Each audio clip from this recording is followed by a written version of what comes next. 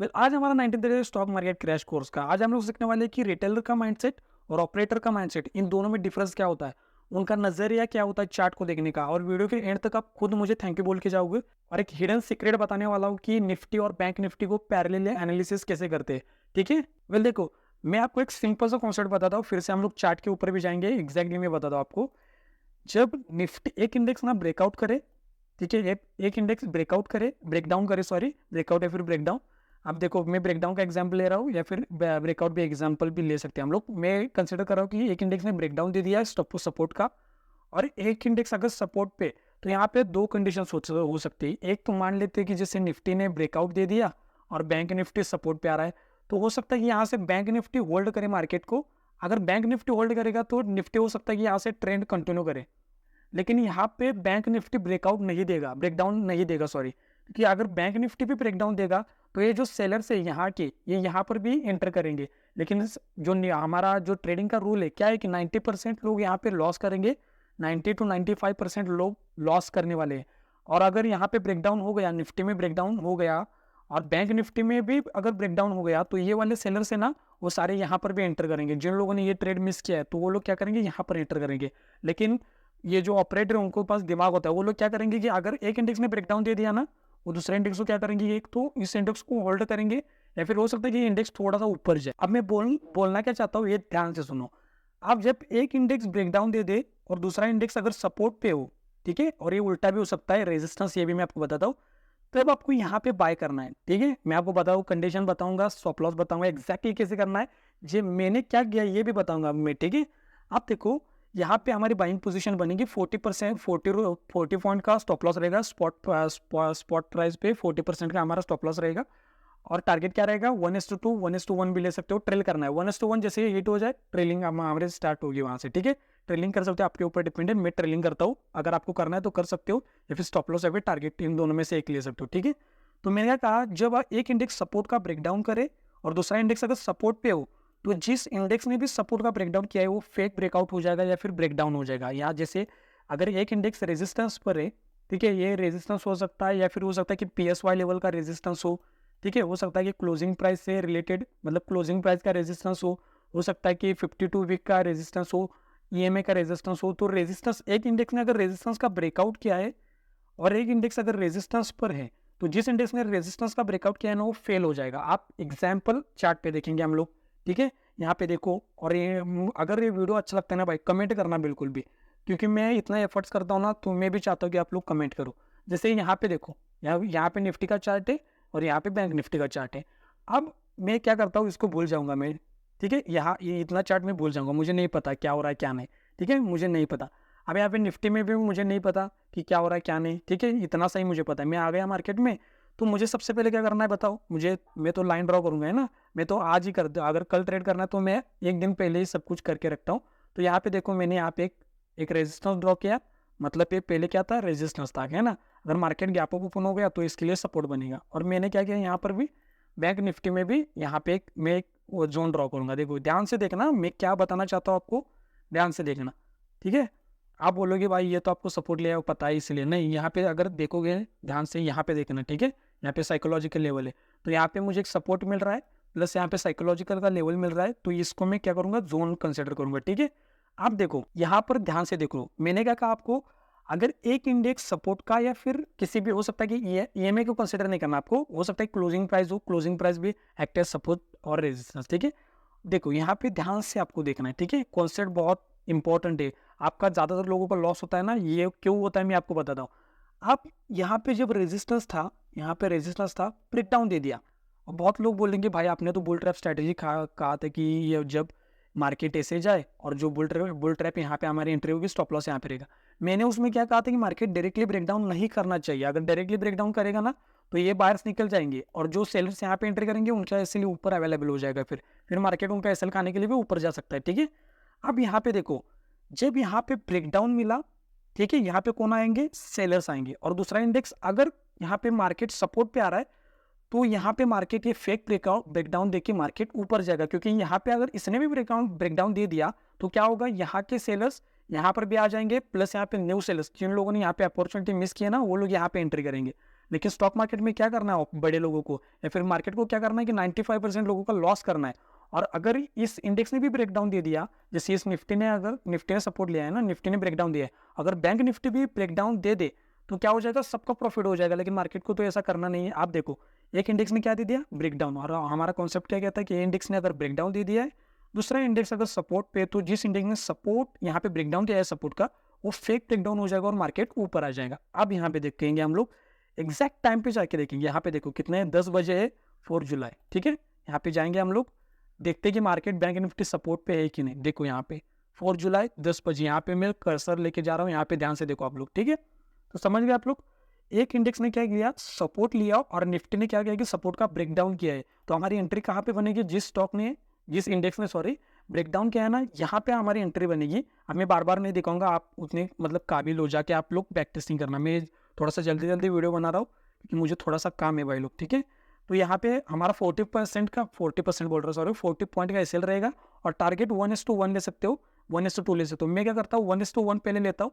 अब जब 1:1 हिट हो जाएगा ना, यहाँ पे 1:, अब देखो 1:1 है ना, यहाँ पे मैं कैसे ट्रेडिंग करता हूँ ये मैं आपको बताता हूँ।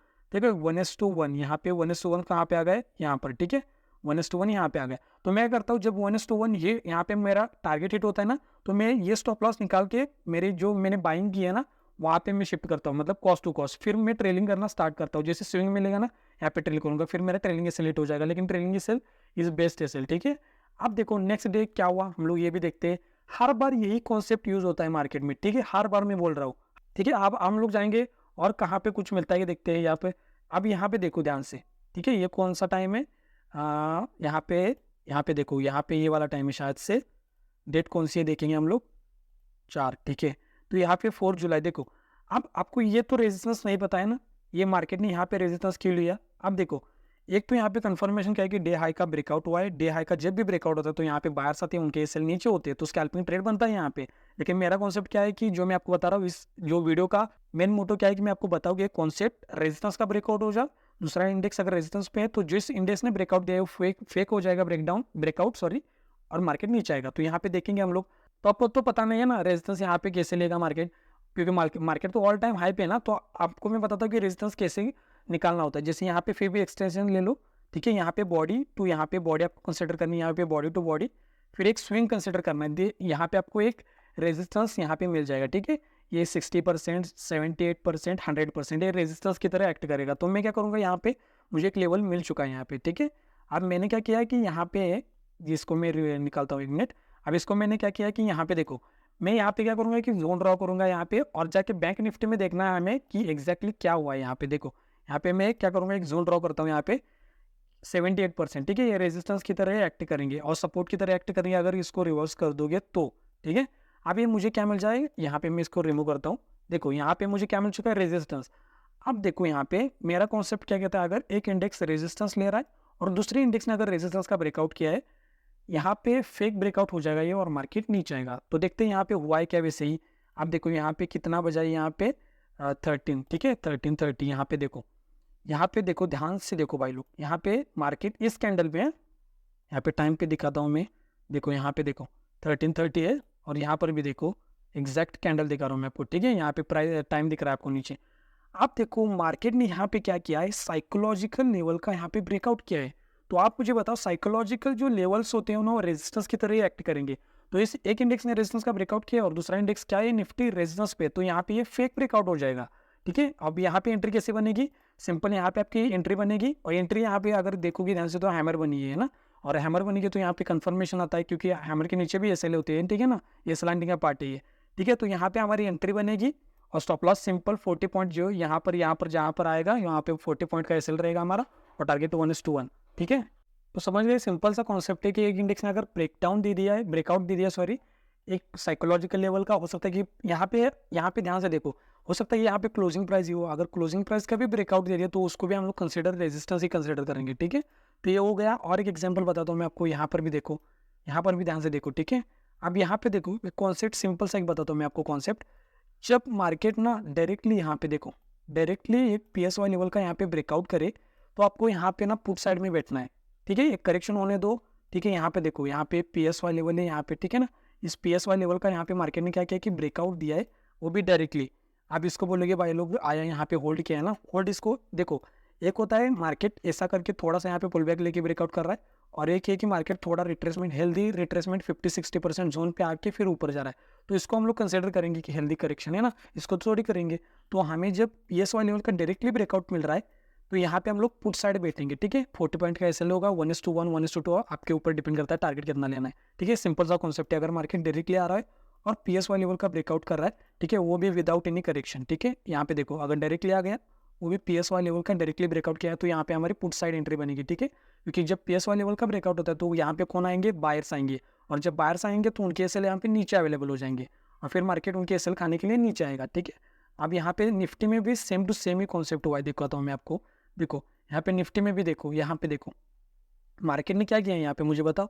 आ गया मार्केट, डायरेक्टली आ गया यहाँ पे, डायरेक्टली आके क्या कर रहा है, यहाँ पे देखो सिंपल निफ्टी और बैंक निफ्टी में आपको यही ध्यान रखना है कि मार्केट अगर डायरेक्टली आ रहा है और ब्रेकआउट किया PSY लेवल का, यहाँ पे पुट में साइड में बैठना है आपको। एसएल 40 पॉइंट का रहेगा और टारगेट 1:2 1:1 आपके ऊपर डिपेंड है, ठीक है।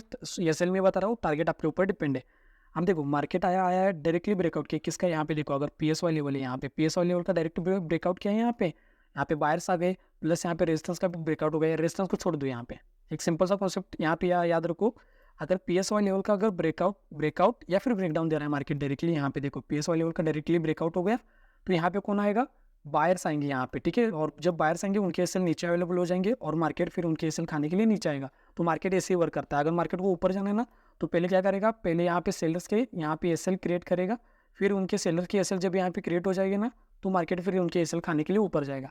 अब यहाँ पे ध्यान से एक कॉन्सेप्ट याद रखो यहाँ पे, ठीक है। मैं आपको बताता हूँ, अगर यहाँ पे निफ्टी ने यहाँ पे सपोर्ट लिया है और बैंक निफ्टी ने यहाँ पे क्या किया कि यहाँ पे अगर बैंक निफ्टी ने सपोर्ट लिया है, सॉरी निफ्टी ने अगर सपोर्ट का यहाँ पे ब्रेकडाउन किया है, ठीक है। यहाँ पे ये दिखाता हूँ मैं ताकि आपको समझ में आए, तो आप यहाँ पे एग्जाम्पल भी मैंने आपको दिखाया, ठीक है। अब देखो जब एक इंडेक्स, यहाँ पे एक इंडेक्स मान लेते हैं ये S1 S2 और ये S2 है, ठीक है। ये S1 सपोर्ट है और ये S2 है, ठीक है। मान लेते हैं निफ्टी है और ये बैंक निफ्टी है, निफ्टी ने ब्रेकडाउन दे दिया, ठीक है। बैंक निफ्टी क्या करता है, में एक तो हो सकता है कि यहाँ पे होल्ड करे, ठीक है, होल्ड करे और फिर निफ्टी कंटिन्यू करे, क्योंकि बैंक निफ्टी अगर यहाँ पे ब्रेकडाउन देगा तो ये भी सेल्स यहाँ पे एंट्री करेंगे, लेकिन मार्केट ऐसा होने नहीं देगा बिल्कुल भी।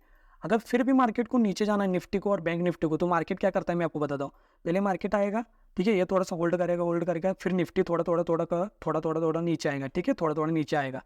अब जब ये ब्रेकडाउन देगा ना तो यहाँ पे फिर सेलर आएंगे, यहाँ पर सेलर आएंगे, एग्जैक्टली बता रहा हूँ मैं, ठीक है, एग्जैक्टली बता रहा हूँ, जाके आप चार्ट पे देखना, ठीक है। यहाँ पे सेलर्स आ जाएंगे, फिर यहाँ पे मार्केट सेलर को ट्रैप करेगा, क्योंकि यहाँ पे फिर से फिनोमेनन क्या होगा, हमारा एक इंडेक्स सपोर्ट पे आ गया और दूसरा इंडेक्स ने ब्रेकडाउन दे दिया, तो मार्केट क्या करेगा, फिर ये थोड़ा सा रिट्रेस के लिए ऊपर जाएगा, निफ्टी ऊपर जाएगा तो बैंक निफ्टी भी ऊपर जाना पड़ेगा बैंक निफ्टी को, और बैंक निफ्टी जब ऊपर जाएगा तो सेलर्स के एसएल यहाँ पे हिट हो जाएंगे, और जब सेलर यहाँ पे निकल जाएंगे ना तब फिर मार्केट ट्रेंड कंटिन्यू करेगा, फिर ये भी कंटिन्यू करेगा, ठीक है।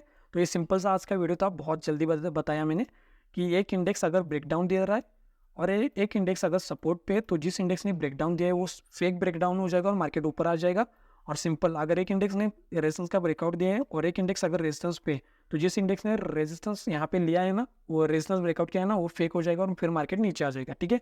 इसके पीछे का लॉजिक क्या है कि मैंने आपको बताया, फिर से बताता हूँ, ये अगर एक इंडेक्स सपोर्ट पे है और एक इंडेक्स ने अगर सपोर्ट का ब्रेकडाउन दे दिया, तो अगर ये भी ब्रेकडाउन देगा ना तो ये वाले सेलर्स यहाँ पे आ जाएंगे, प्लस यहाँ पे जिन लोगों ने भी यहाँ पे एंट्री नहीं कर पाई, मिस किया है, तो वो भी यहाँ पे एंट्री करेंगे, लेकिन मार्केट ऐसा होने नहीं देगा, ठीक है।